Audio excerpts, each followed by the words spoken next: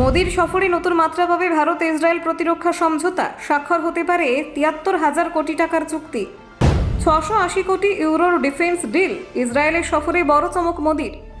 Iron ডোম থেকে iron বিম। Israel প্রতিরক্ষা জোরদার করতে যাচ্ছেন মোদি। নেতানিয়াহুর সঙ্গে বৈঠক। লেজার অস্ত্র কিনতে পারে ভারত। আকাশেই ধ্বংস হবে শত্রুর ক্ষেপণাস্ত্র। ইসরায়েলি প্রযুক্তিতে নজর দিল দিল্লি। বালাকোটের পর আরও শক্তিশালী ভারত। বড় সামরিক চুক্তির ইঙ্গিত। স্ট্যান্ড অফ মিসাইল এবং আত্মঘাতী ড্রোন কি আসছে ভারতীয় সেনার ভান্ডারে? ৭২,০০০ কোটির অস্ত্র চুক্তি। কৌশলগত সমীকরণে নতুন অধ্যায় শুরু। আয়রন ডোম কি এবার ভারতে? মোদির সফর ঘিরে জোর জল্পনা। দেখুন, দুদিনের সফরে ইসরায়েল গেছেন প্রধানমন্ত্রী নরেন্দ্র মোদি। বিদেশ মন্ত্রক সূত্রে জানা গিয়েছে, এই সফরে কৌশলগত সম্পর্ক, প্রতিরক্ষা, কৃষি এবং সন্ত্রাস দমন নিয়ে একাধিক গুরুত্বপূর্ণ দ্বিপাক্ষিক সমঝোতা চুক্তিই সই হতে পারে। ভারত ইসরায়েল সম্পর্ককে আরও গভীর ও বহুমাত্রিক করতে এই সফরকে অত্যন্ত তাৎপর্যপূর্ণ বলে মনে করা হচ্ছে। সরকারি সূত্রের দাবি, প্রায় ৬৮০ কোটি ইউরো মূল্যের অস্ত্র ক্রয় এবং যৌথ উৎপাদন সংক্রান্ত বড়সড় চুক্তি চূড়ান্ত হতে পারে। ভারতীয় প্রতিরক্ষা ব্যবস্থাকে আরও আধুনিক এবং প্রযুক্তি নির্ভর করে তুলতেই এই উদ্যোগ। বিশেষ করে সীমান্ত সুরক্ষা এবং আকাশ প্রতিরক্ষায় নতুন মাত্রা যোগ করার পরিকল্পনা রয়েছে। সাম্প্রতিক সময়ে ভারতীয় সেনার ইসরায়েলি প্রযুক্তির ওপর নির্ভরতা স্পষ্ট হয়েছে একাধিক অভিযানে।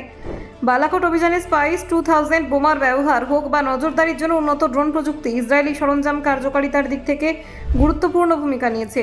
মোদির সফরে ইসরায়েলের প্রধানমন্ত্রী বেঞ্জামিন নেতানিয়াহুর সঙ্গে বৈঠক অত্যন্ত গুরুত্বপূর্ণ বলে মনে করা হচ্ছে। দুই দেশের শীর্ষ নেতৃত্বের আলোচনায় ব্যালিস্টিক ক্ষেপণাস্ত্র প্রতিরোধী লেজার অস্ত্র এবং দূরপাল্লা স্ট্যান্ড অফ ক্ষেপণাস্ত্র ক্রয় এবং যৌথ উৎপাদনের বিষয়টি উঠে আসতে পারে।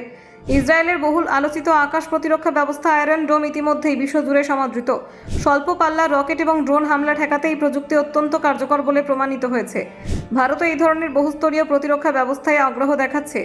এর পাশাপাশি ডেভিড স্লিং এবং অ্যারো ক্ষেপণাস্ত্র প্রতিরোধ ব্যবস্থা নিয়েও আলোচনা হতে পারে।